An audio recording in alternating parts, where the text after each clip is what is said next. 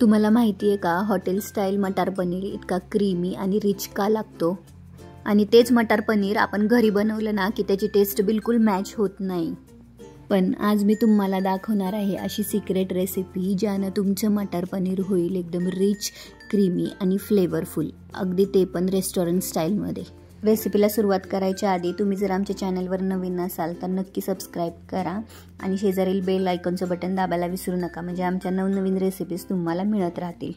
सर्वात आधी पनीर फ्राय करून घेऊयात। इथं मी 250 ग्रॅम पनीर छोट्या छोट्या तुकड्यांमध्ये कट करून घेतलेले आहे। नंतर एका कढईमध्ये तेल गरम करायला ठेवले आहे। त्यामध्ये सर्व पनीर छान खरपूस लालसर होईपर्यंत फ्राय करून घेतले। आता पनीर फ्राय करून झाल्यानंतर ग्रेव्हीची तयारी करूया। ग्रेव्हीसाठी 2 ते 3 टोमॅटो आणि 2 ते 3 मीडियम आकाराचे कांदे उभे असे पातळ कापून घेतलेले आहे। त्याचबरोबर खोबऱ्याचे सुद्धा उभे पातळ असे काप केलेलेत। आलं, लसूण आणि 2 ते 3 सुक्या मिरच्या। सर्वात आधी एका कढईमध्ये खोबऱ्याचे तुकडे लालसर होईपर्यंत फ्राय करून घेतले आहे। नंतर ते काढून घेतल्यानंतर त्याच कढईमध्ये कांदा लाल होऊ द्यायचा आणि नंतर त्या कांद्यामध्येच 2 ते 3 टोमॅटो आणि त्याबरोबरच थोडंसं मीठ टाकल्याबरोबर टोमॅटो थोडेसे नरम होतात आणि नंतर बाकीचे सगळा मसाला म्हणजे आलं, लसूण आणि 2 सुक्या मिरच्या टाकून छानपैकी भाजून घ्यायचं।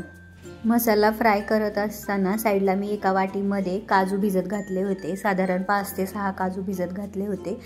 ते मसाला परतून झाल्यानंतर त्याच मसाल्यामध्ये भिजलेले काजू परत एकदा परतून घ्यायचे आणि नंतर एका मिक्सरच्या भांड्यात छानपैकी त्याची बारीक अशी ग्रेव्ही तयार करून घ्यायची। ही ग्रेव्ही तयार करत असताना शक्यतोवर कमीत कमी पाण्याचा वापर करायचा। इथे मी थोडंसं पाणी गरज असेल तर थोडंसं पाणी वापरायचं आणि मग ते बारीक वाटण तयार करून घ्यायचं। मग एका कढईमध्ये तेल आणि त्यामध्ये थोडेसे खडे मसाले टाकायचे। खडे मसाल्यामध्ये जिरे, दालचिनी, मोठी इलायची आणि तेजपत्ता। या खड्या मसाल्यामुळेच या मटार पनीरला खूप छान फ्लेवर येतो।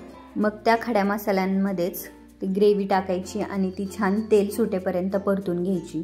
कोणत्याही भाजीला जर ग्रेव्हीला छान तेल सुटलं ना तरच तर्री येते आणि तरच त्याची चव खूप छान लागते।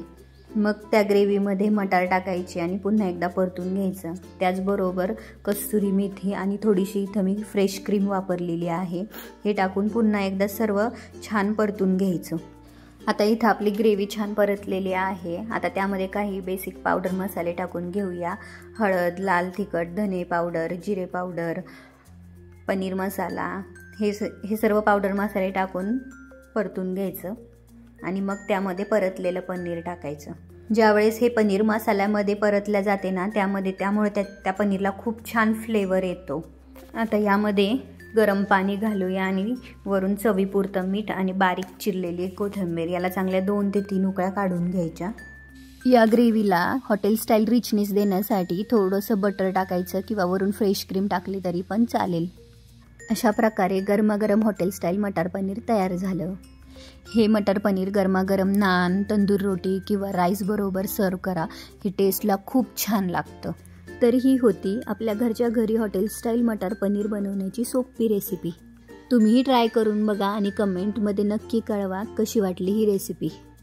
चला तर मग व्हिडिओ आवडल्यास व्हिडिओला लाईक, शेअर आणि सबस्क्राईब करायला विसरू नका। भेटूया पुन्हा एका नवीन रेसिपींसोबत।